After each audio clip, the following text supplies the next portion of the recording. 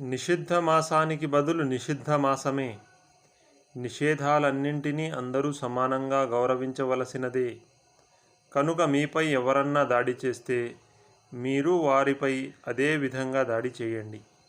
అయితే అల్లాహ్కు భయపడుతూ ఉండండి.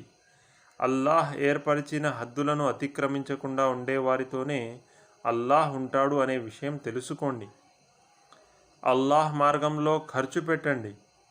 చేతులారా మిమ్మల్ని మీరు వినాశనం పాలు చేసుకోకండి.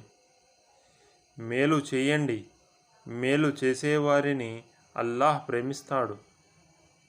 హజ్ను, ఉమ్రాహ్ను అల్లాహ్ సంతోషం కోసం చెయ్యాలని సంకల్పించుకుంటే దానిని నెరవేర్చండి.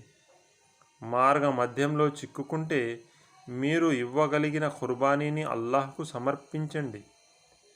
ఖుర్బానీ తన స్థానం చేరనంత వరకు మీరు శిరోముండనం చేయించుకోకండి.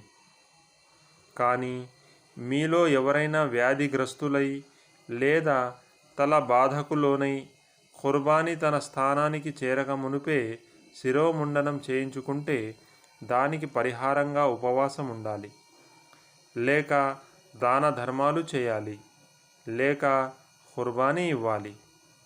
తరువాత శాంతి భద్రతలు నెలకొన్నట్లయితే, మీరు హజ్కు ముందే మక్కా చేరుకున్నట్లయితే ఈ అవకాశం వినియోగించుకుంటూ హజ్ కాలం వచ్చే వరకు మీలో ఎవరైనా ఉమ్రాహ్ చేసినట్లయితే వారు తమ శక్తికి తగిన విధంగా ఖుర్బానీ ఇవ్వాలి.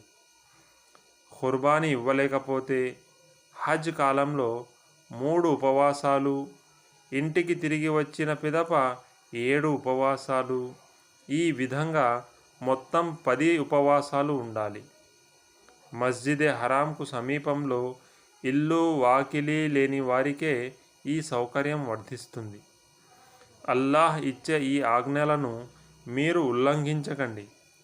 అల్లాహ్ కఠినంగా శిక్షించేవాడని మీరు స్పష్టంగా తెలుసుకోండి.